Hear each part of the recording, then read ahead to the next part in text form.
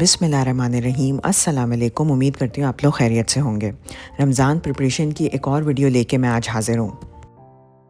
آج کی ویڈیو میں آپ کے ساتھ اپنی سالوں سے ٹرائیڈ اینڈ ٹیسٹڈ ایسی ٹپس اینڈ ٹرکس شیئر کروں گی جن کو استعمال کرتے ہوئے نہ ہی صرف آپ کا بہت زیادہ ٹائم سیو ہوگا افطاری اور سحری کی پریپریشن میں، بلکہ آپ کے پاس بہت اچھا کوالٹی ٹائم بھی نکل سکے گا اپنی عبادات اور اپنی اسپرچول گروتھ کے لیے۔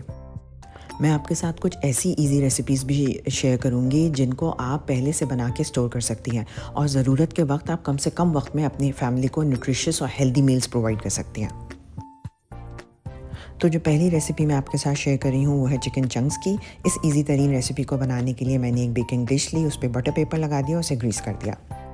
پھر میں نے چاپر میں بریڈ سلائسز، گول لال مرچ، لہسن اور تلی ہوئی پیاز لے لی۔ پھر اس میں ہی میں نے ساری سیزننگز ایڈ کر دی جس میں شامل ہے کرش بلیک پیپر، سالٹ، چاٹ مسالہ اور سینمن پاؤڈر۔ پھر میں نے اسی میں ایڈ کر دیا لیمن جوس اور آئل اور اسے چاپر میں پروسیس کر لیا۔ جب یہ سارے انگریڈینٹس اچھی طرح چاپ ہو گئے اور مکس ہو گئے تو پھر میں نے اس میں بون لیس چکن ایڈ کر دی۔ چکن کو چھوٹے پیسز میں کاٹ لیں تاکہ اسے چاپ کرنے میں آسانی ہو۔ پھر اس کو دوبارہ سے پروسیس کر لیں جب تک کہ یہ بالکل اسموتھ پیسٹ بن جائے۔ جب چکن اچھی طرح پروسیس ہو جائے تو اسے بیکنگ ڈش میں نکال لیں اور اسپیچولا کی مدد سے اسموتھ کر دیں اور ایونلی پھیلا دیں۔ ان چنکس کو ہمیں اوون میں بیک کرنا ہے، لیکن اس کے لیے اوون کو پہلے سے پری ہیٹ کرنے کی ضرورت نہیں ہے۔ بس 200 ڈگری سینٹی گریڈس پہ اوون کو آن کریں اور بیکنگ ڈش کو اس میں رکھ دیں اور 15 سے 20 منٹ تک اسے بیک کر لیں۔ چکن پک چکی ہے یا نہیں یہ چیک کرنے کے لیے بالکل مڈل میں پریس کریں۔ اگر سافٹ ہے تو اس کا مطلب ابھی نہیں پکی ہے، لیکن اگر فرم ہے تو اس کا مطلب چکن تیار ہے۔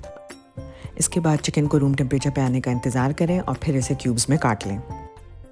آپ نے دیکھا کتنی منیمم ایفرٹ اور ٹائم میں یہ چنکس تیار ہو گئے۔ یہ چکن چنکس میں سالوں سے بنا رہی ہوں اور ان کو میں استعمال کرتی ہوں ریپس بنانے کے لیے۔ جب بھی مجھے پیزا یا پاستا بنانا ہو اس میں یہ چنکس استعمال کرتی ہوں۔ اس کے علاوہ سیلڈ میں ایز اے پروٹین سورس بھی میں یہ چنکس استعمال کرتی ہوں اور بچوں کو لنچ میں دینے کے لیے بھی یہ بہت ہینڈی رہتے ہیں۔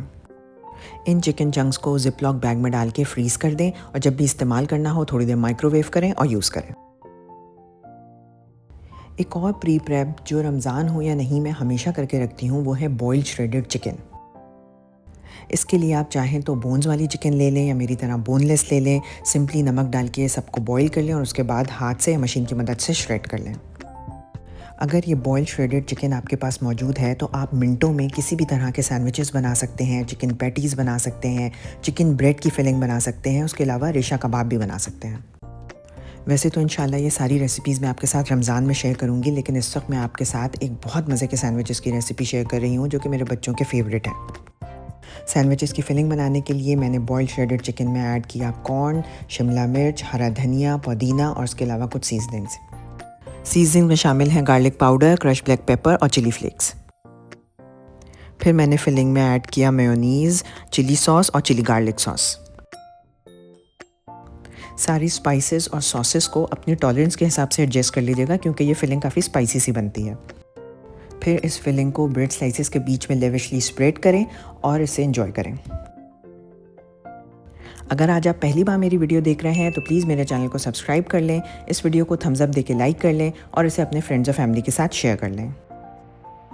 رمضان میں افطار سے زیادہ سحری پہ ٹائم کرنچ ہوتا ہے، اسی لیے میں کچھ سحری کی پریپریشن بھی پہلے سے کر کے رکھتی ہوں۔ تو اس وقت میں بنا رہی ہوں اسٹفڈ چکن پراٹھے۔ پراٹھوں کی فلنگ کے لیے میں نے ایک پین میں آئل لیا، اس میں میں نے جنجر گارلک پیسٹ کو سوتے کر لیا۔ پھر اس میں نے چلی فلیکس، بھنا کوٹا زیرہ اور دھنیا ایڈ کیا اور ساتھ ہی کرش بلیک پیپر بھی ایڈ کر دیا۔ مسالوں کو تھوڑا سا بھوننے کے بعد اس میں چاپ کی ہوئی ہری مرچیں اور پیاز ایڈ کر دیں اور ساتھ ہی نمک بھی ایڈ کر دیں۔ پھر میڈیم فلیم پہ ان سارے انگریڈینٹس کو تب تک پکانا ہے جب تک پیاز تھوڑی سی سافٹ ہو جائے اور پنک ہو جائے۔ پیاز کے سافٹ ہونے کے ساتھ ہی اس میں بوائل شریڈ کی ہوئی چکن ایڈ کر دیں اور اسے بھی اچھی طرح مکس کر لیں۔ چکن کو تھوڑا سا پکانے کے بعد اس میں چاپ کیا ہوا ہرا دھنیا ایڈ کر دیں اور اسے بھی اچھی طرح مکس کر لیں۔ پھر فلیم کو آف کر دیں اور اس فلنگ کو روم ٹیمپریچر پہ آنے کے لیے چھوڑ دیں۔ جب تک چکن کی فلنگ روم ٹیمپریچر پہ آئے تب تک ہم پراٹھوں کا ڈو تیار کر لیتے ہیں، جس کے لیے میں نے لیا میدا، اس میں نے ایڈ کیا نمک اور آئل۔ اب پانی کے ساتھ آپ اس کا میڈیم سا ایک ڈو پریپیئر کر لیں، یعنی نہ زیادہ سخت ہو اور نہ بہت زیادہ سافٹ۔ میں آٹا گوندنے کے لیے مشین استعمال کر رہی ہوں، لیکن یہ ڈو بہت آسانی سے ہاتھوں سے بھی بنایا جا سکتا ہے۔ ڈو کو تھوڑی دیر گوندنے کے بعد اس میں مزید آئل ایڈ کریں اور پھر اس کو 5 سے 7 منٹ تک گوندھ لیں۔ آئل ایڈ کرنے سے ڈو بالکل سموتھ ہو جائے گا۔ پھر ڈو کی سرفیس پہ آئل لگا کے اسے 20 منٹ ریسٹ کرنے کے لیے چھوڑ دیں۔ 20 منٹ کے بعد سرفیس پہ تھوڑا سا میدا اسپرنکل کر لیں اور اس پہ ڈو کو نکال لیں اور اسے ہاتھوں کی مدد سے لاک کی فارم میں لے آئیں۔ پھر اس ڈو کو 6 یا 8 ایکول پورشنز میں ڈیوائڈ کر لیں۔ اس ڈو سے 6 بڑے یا 8 چھوٹے پراٹھے آسانی سے بن جاتے ہیں۔ میں نے ڈو کو 8 پورشنز میں ڈیوائڈ کیا۔ اس کے بعد ان پورشنز کو ہاتھوں کی مدد سے رول کر کے اس کے پیڑے بنا لیں۔ جب آپ میدے کے پراٹھے بنائیں تو ڈو کو ہر سٹیپ پہ 5 یا 10 منٹ کے لیے ریسٹ ضرور دیں، ورنہ ڈو بہت الاسٹک ہو جاتا ہے۔ تھوڑا سا ریسٹ دینے کے بعد ایک پیڑا لیں اور اسے ہاتھوں کی مدد سے پھیلا لیں۔ اس بات کا خیال رکھیں کہ ایجز کو تھوڑا پتلا رکھیں۔ پھر جو چکن فلنگ آپ نے بنا کے رکھی تھی اس کے 2 ٹیبل سپون اس روٹی میں رکھ کے اس کا دوبارہ سے پیڑا بنا لیں اور ہاتھوں کی مدد سے اسے سموتھ کر لیں۔ روٹی کی ایجز کو اچھی طرح پنچ کر کے بند کر لیں تاکہ اس میں سے فلنگ باہر نہ آئے۔ 5 منٹ کے ریسٹ کے بعد پھر اس فلنگ والے پیڑے کو پہلے ہاتھوں کی مدد سے تھوڑا سا بڑھائیں اور اس کے بعد رولنگ پن سے رول کر لیں۔ پراٹھا رول کرتے ہوئے اس بات کا خیال رکھیں کہ ہلکے ہاتھ سے رول کریں تاکہ فلنگ باہر نہ آ جائے۔ کیونکہ میں نے ڈو کو 8 پیسز میں ڈیوائڈ کیا تھا اس لیے پراٹھے بہت بڑے نہیں ہوں گے بلکہ فروزن پراٹھے کے سائز کے ہی ہوں گے۔ پھر پراٹھے کو گرم توے پہ ڈال دیں۔ پہلے ایک طرف سے اس کو اتنا پکائیں کہ اس پہ ہلکے ہلکے براؤن سپاٹس آنے شروع ہو جائیں، پھر اس کو پلٹ کے دوسری طرف سے بھی اتنا ہی پکا لیں۔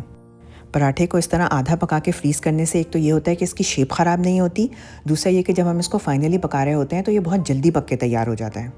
آدھا پکانے کے بعد پراٹھوں کو کسی دسترخوان پہ پھیلا کے رکھ دیں اور انہیں بالکل روم ٹیمپریچر پہ آنے کا انتظار کریں۔ ایک پراٹھا اس میں سے اس لیے کم ہے کیونکہ وہ اسی وقت میرے بچوں نے بنوا کے کھا لیا تھا۔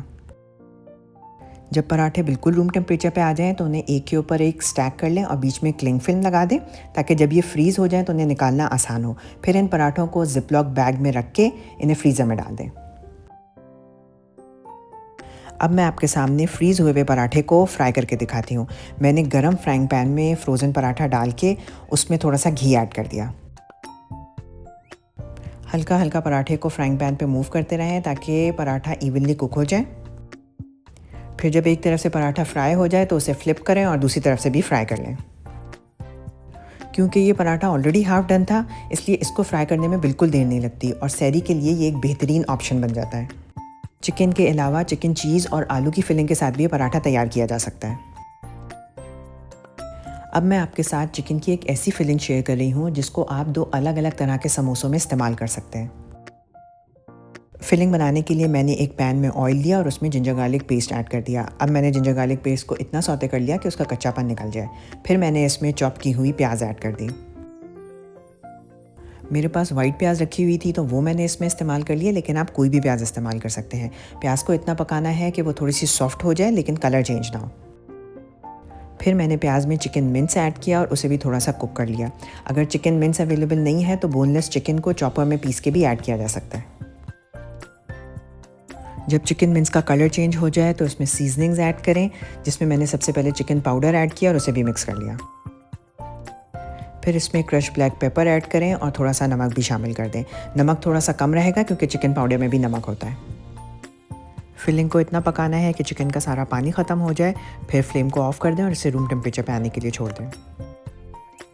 اس فلنگ سے 2 طرح کے سموسے بنیں گے، ایک تو وہ جو مانڈا پٹی میں ڈال کے بنتے ہیں، دوسرے وہ جن کا ڈو گوندا جاتا ہے اور جو یونائٹڈ کنگ میں بھی ملتے ہیں۔ انشاءاللہ رمضان میں میں آپ سے یہ دونوں ریسیپیز ڈیٹیل میں شیئر کروں گی۔ اب جو ہیک میں آپ کے ساتھ شیئر کر رہی ہوں وہ میرا آل ٹائم فیوریٹ ہے اور وہ ہے رائتا کیوبز۔ بلینڈر جگ میں زیادہ پودینہ، تھوڑا ہرا دھنیا، ہری مرچیں، بھنا کٹا زیرہ اور نمک ایڈ کر دیں۔ اس کے بعد تھوڑے سے پانی میں سے پیس لیں۔ اس کانسنٹریٹڈ سے پیسٹ کو آئس کیوب ٹرے میں ڈال کے فریز کر لیں۔ پھر اگلے دن جب یہ فریز ہو جائے تو اسے آئس کیوب ٹرے سے نکال کے زپ لاک بیگ میں ڈال کے فریزر میں سٹور کر دیں۔ پھر رمضان میں جب بھی آپ بنائیں بریانی، پلاؤ یا سموسے تو ایک کیوب نکال کے دہی میں ڈال دیں۔ مزیدار سا رائتا تیار ہے، اس کے ساتھ انجوائے کریں۔ اب میں آپ کے ساتھ شامی کباب کی کوئکسٹ ریسیپی شیئر کر رہی ہوں، جس میں میں نے انسٹنٹ پاٹ میں بیف کی بوٹیاں لے لیں اور ساتھ ہی چنے کی دال دھو کے ایڈ کر دی۔ ساتھ ہی میں نے اس میں پیاز، لہسن، ثابت گرم مسالہ، گول لال مرچ، نمک اور پانی ایڈ کر دیا۔ پھر 15 منٹ کے لیے اسے ہائی پریشر اور ہائی ہیٹ پہ کوک کر لیا۔ پھر پریشر ریلیز کر کے انسٹنٹ پاٹ کو سوتے موڈ پہ کیا اور سارا کبابوں کا پانی خشک کر لیا۔ جب تک کبابوں کا قیمہ روم ٹیمپریچر پہ آ رہا تھا تب تک میں نے ہرا مسالہ پیس لیا۔ اس میں میں نے پیاز، ادرک، پودینہ، ہرا دھنیا اور ہری مرچیں استعمال کی۔ اس ہرے مسالے کو چاپ کر کے 1 ٹی اسپون آئل میں تھوڑا سا سوتے کر لیں۔ پھر اسی چاپر میں کبابوں کے قیمے کو بھی اچھی طرح پیس لیں۔ قیمے کے بجائے اگر بوٹیوں سے کباب بنائیں تو کباب بہت ریشے دار بنتے ہیں۔ پھر پسے ہوئے قیمے میں ہرا مسالہ ایڈ کر دیں، ساتھ ہی اس میں انڈے اور گرم مسالہ پاؤڈر بھی ایڈ کر دیں اور اسے اچھی طرح مکس کر لیں۔ ہرے مسالے کو آئل میں تھوڑا پکانے سے ایک تو ہرے مسالے کا رنگ خراب نہیں ہوتا، دوسرا اس کا موئسچر اڑ جاتا ہے تو کبابوں کی شیلف لائف بڑھ جاتی ہے۔ ہاتھوں سے کباب کے پیٹی شیپ دیں اور انہیں ٹرے میں رکھ کے اوور نائٹ فریز کر لیں۔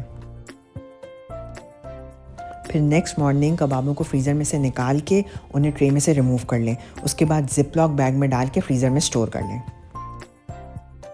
میرے گھر میں سحری میں پراٹھوں کے ساتھ کباب یا انڈے کھائے جاتے ہیں، اس لیے اگر فریزر میں کباب ہوں تو سحری میں بہت ٹائم بچ جاتا ہے۔ بس فریزر سے نکالیں، فرائنگ پین میں فرائی کریں، مزیدار ریشے دار کباب تیار ہیں۔